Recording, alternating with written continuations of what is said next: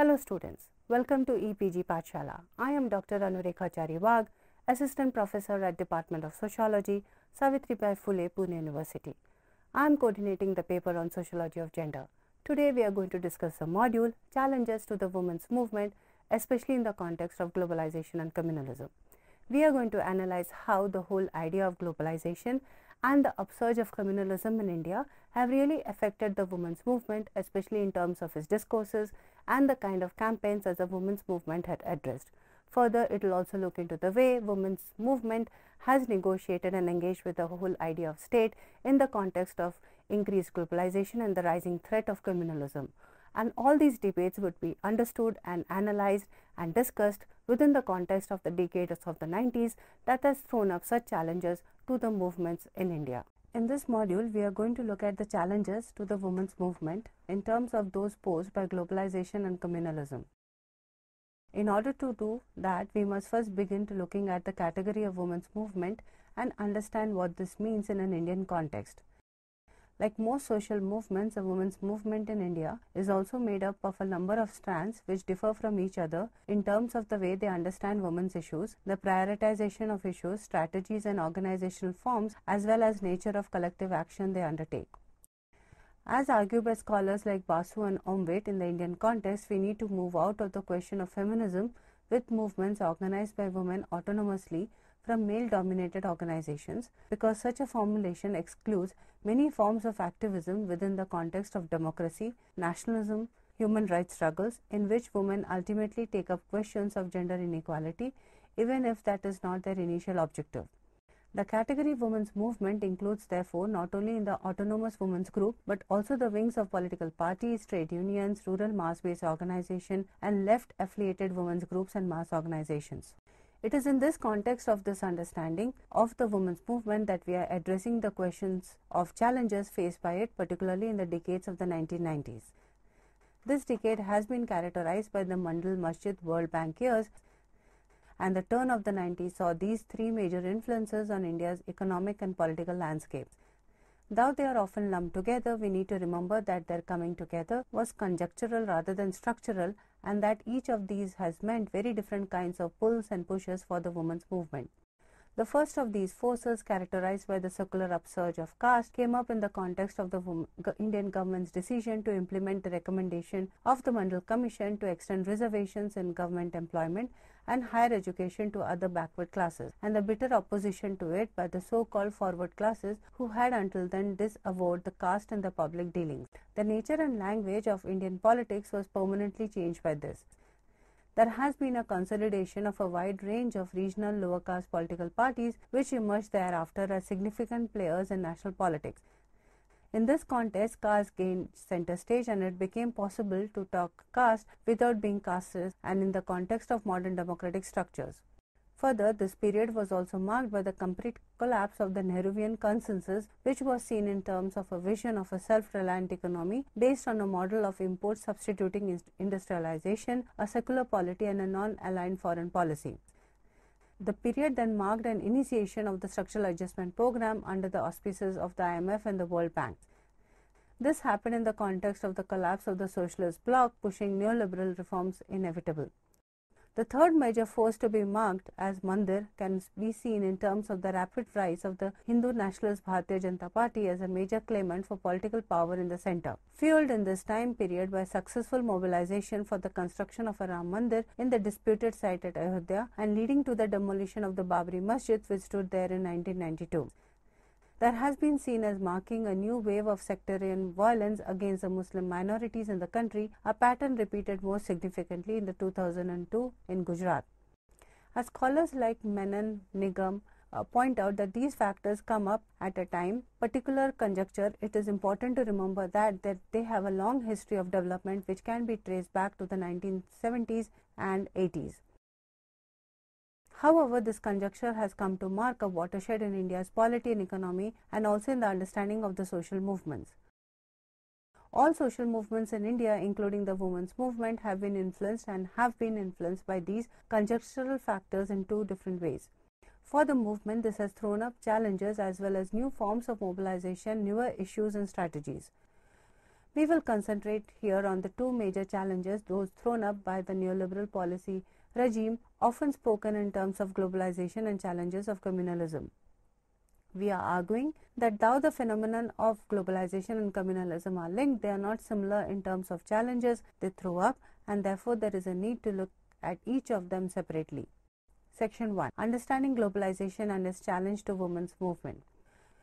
As we saw earlier, the 1990s have been marked as a watershed in terms of a host of changes to do with the neoliberal economic policies, opening up of the market in economy, proliferation of the media. These changes, often broadly characterized as globalization, are seen to have impacted the nature of social movements in general and the women's movement in particular. Scholars of social movements have characterized these changes as decline in the women's movement as ways of organizing and activism change, specifically in terms of what has been termed as the NGOization of feminism. Scholars have argued that loss of socialist vision, coming both from an international context of the collapse of the already existing socialisms and from an ideological vacuum, has had an adverse impact on the women's movement in India, which has been co-opted into the ideology of empowerment. Scholars have pointed out how the proliferation of NGOs is a wide-ranging reorganization of the social field. It has also been pointed out how the matrix of NGOization in India is largely non-feminist, as NGOs intersects with the state, donors, market, and civil society actors with complex networks and relationships that span these boundaries. The anxiety centers around the relegation of autonomy and agency to global funding imperatives, the privileges of specialist knowledge, and the solutions of a structural analysis of power, shifts in the mode and methods of decision making. All of this seem as a move away from mass-based agitational political struggles to a professionalized project of governance and a general fragmentation of the Indian women's movement. It is also seen to boost temporary careerist 9-to-5 feminists, who are then seen as the most obvious fallout of the professionalization of feminism. It has been noted by scholars that with the boom in the NGOs, the character of autonomous women's group has undergone major changes manifested in their organizational structure, funding patterns, strategies, programs, and even their aims. This has been especially noted in the Indian case, since many of the autonomous women's groups which were formed in the late 1970s and 80s have become funded NGOs by the turn of the 1990s, given an exhaustion of organizational resources and easily available funding. This has led to a formulation whereby professionalization is said to have enabled women with little or no political commitment to practice feminism as a profession rather than as a politics. The state is noted to have picked up the language of gender, where gender has come to be equated with women and has been operationalized through programs like Mahila Samakhya on the one hand and programmatic interventions like self-help groups on the other. Though it has been argued that it is a withdrawal of the state from welfare which marks globalization, we have to see that in fact there is a clear difference in what was happening in the state in the 1980s and the 1990s. Though in the 1980s the international policy agenda led by the neoliberal stance in the main international financial institutions downsized the state and eroded its powers, in the late 1990s the state was brought back in as an institution that bore the main responsibility for governance. The first phase of the good governance agenda sought to build up a technocratic state that would be efficient and honest manager. Subsequently, however, there was a growing interest in reforming the political state and refashioning liberal democracies. Despite the realization that entrenching democracy and enhancing the role of the state in safeguarding citizens' rights required rebuilding the political relationship between the state and society, the formula for democratic reform concentrated on the institutional design of the state. It involved the reform of electoral systems, decentralization and devolution of government, and the reform of administrative and legal systems. Development discourses backed by the power of financing, projects, knowledge, production constructed the idea of a state without politics and proposed a generic model of a citizen unmarked by social relations. A plethora of new sites for citizens' participation were opened up without the state intervening to guarantee social rights for everybody. In this paradigm, policy making is seen more as a political process, as a process of negotiation between diverse and often competing and contradictory demands. It has come to be seen in the terms of merely collating the obvious. As scholars have pointed out, accounting practices and narrow cost-benefit definitions of efficiency assume more weight in the policy process than moral objectives of governance like human equality and democratic accountability. Questions of gender have found a habitat as women empowerment within the state context, making this visibility of gender particularly problematic for women's movement. Section 2. Responses of the women's movement to the challenges of globalization, transnational organizing. We can understand the response of the women's movement to the challenges of globalization in three ways. 1. Look at the efforts like World March of Women, which has been the feminist anti-globalization transnational network, to look at how feminist organizations within India have responded to these challenges by centering the hybrid nature and through strategies like intersectoral organizing. And thirdly, the feminist interventions in state-led empowerment programs. Scholars have pointed out that women's movements, through universal in aim and inspirationals, are locally situated in terms of the character. This scholarship has emphasized the local origins, character and concerns of the women's movements. Scholarship has pointed out how women have challenged universalist understanding of feminism and thereby relocated feminism amid the marginalized subordinate groups. It has been pointed out that the history, shape and analytical scope of the women's movement in India do not fit into either the mold of localism or derivation. The processes of globalization are seen to have also created the possibilities of solidarities across boundaries as communication networks expand. Such transnational organizing has blossomed within the women's movement. Feminist activists are increasingly self-consciously participating within an international forums and constructing a women's movement understood as being both local and global. This period has seen very influential transnational advocacy networks around issues of sex work, trafficking, migrant labor, gender just laws. Scholars have argued that transnational networks are organizing women around the most pressing issues of the day and that they have a broader and a far more reaching impact than local movements. We can take up the example of World March of Women, which is an international feminist action movement connecting grassroots groups and organizations working to eliminate the causes at the root of poverty and violence against women. The march includes a total of 6,000 grassroots women's groups, and its importance lies in the diversity of its constituent groups, which include unions of informal sector workers, mass organization of women, feminist NGOs, the reliance on contentious politics more than lobbying, and the ways in which it brings gender into anti-globalization movement and anti-globalization agenda to women's movement. This march has been coordinating campaigns across different countries which take on the larger agenda of freedom from poverty and violence while responding to the particularities of neoliberal politics in their respective nations. At the second level, feminist organizations have responded to the discourse of NGOization in several ways. It has been shown by scholars that earlier assessment of NGOization might have been overly pessimistic and that feminist politics is being forwarded in many unexpected sites. Feminist NGOs have a hybrid phase that seeks to combine the service delivery mode with agitational mode. In a context where globalization has sharpened economic inequalities, the service delivery mode is seen as essential, and it has been argued that even when they are doing service delivery, feminist NGO is an important producer of feminist knowledge and disseminators of feminist discourse, not just to policy makers but to other social movements and civil society organizations. Thus, feminist NGOs are involved in a mobilization of ideas, not just people. It has also been argued that NGOization as an effect of the UN decade and associated development strategies has had contradictory political effects for feminist movement.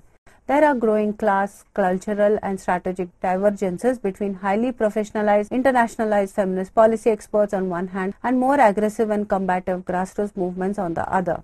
Scholars have also drawn attention to the new sides of activism like urban cyber feminist activism, and further it has been argued that hybrid activist spaces composed of offline street activism and online campaigning is a conscious countering of the assumptions that young middle class women are apathetic towards feminist politics.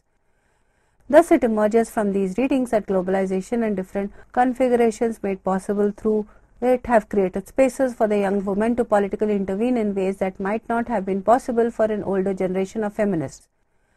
Thus, these new feminist subjectivities are linked to the terrain on which they are being formed might not be easily reducible to be co-opted neoliberal subject as many critics have assumed.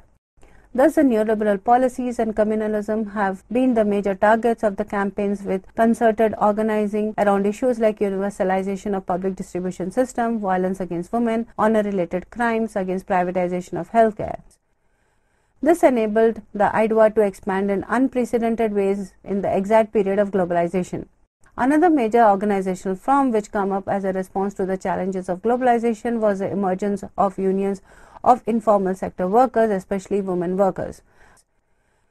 Pioneered by SEWA in the 70s and 80s, the Union of Informal Sector Workers have emerged as a key site for feminist resistance, especially since the structural changes in the economy have meant greater informalization of the workforce. In this context, we see important organizations of domestic workers, of waste pickers, self-employed have emerged.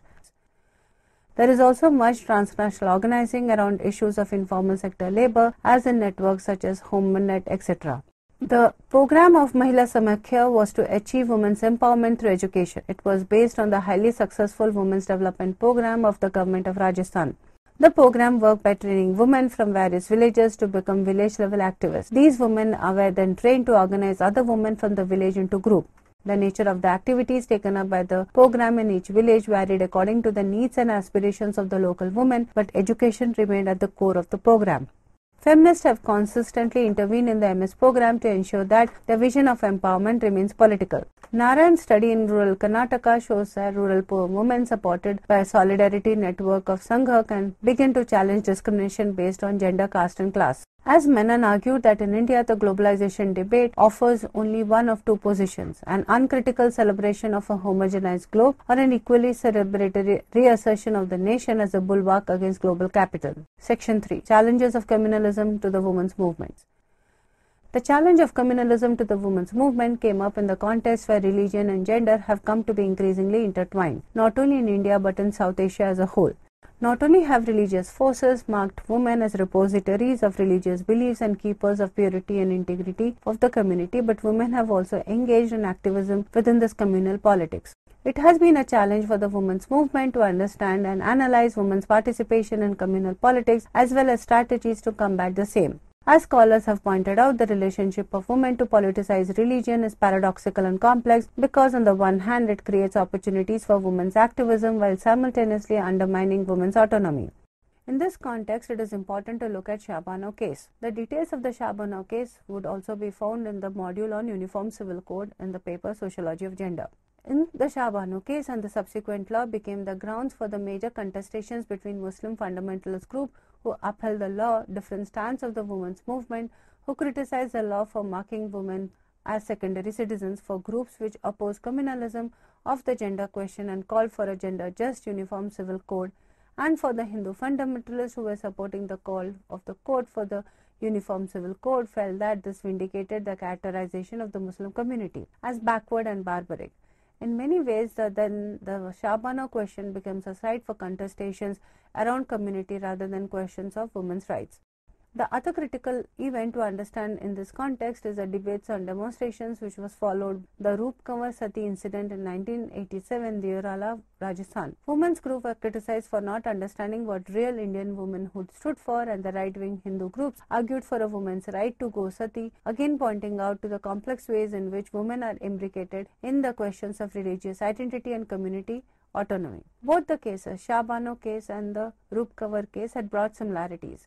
At the core of the debate was women's right, especially rights to property of the widows and divorced women. However, in both cases, male religious leaders and fundamentalists were able to raise the bogey of the community under siege, thereby reaffirming the right to represent the community. The stage took up a position of siding with the male fundamentalists in both cases, sacrificing women's rights in order to strike a bargain with the larger community. For the women's movement, all this posed a number of dilemmas. On the one hand, it had to deal with the rise of a hegemonic Hindu identity that in many ways was restructuring the very ideas of secular nationhood. And on the other, both the cases has brought into a sharp focus with issues of difference and recognition of the fact that the identity of women was layered, with women often in the hierarchies of their own. The third challenge that the women's movement had to confront was how to make sense of the activism of the upper caste Hindu woman, which was not part of the feminist activism.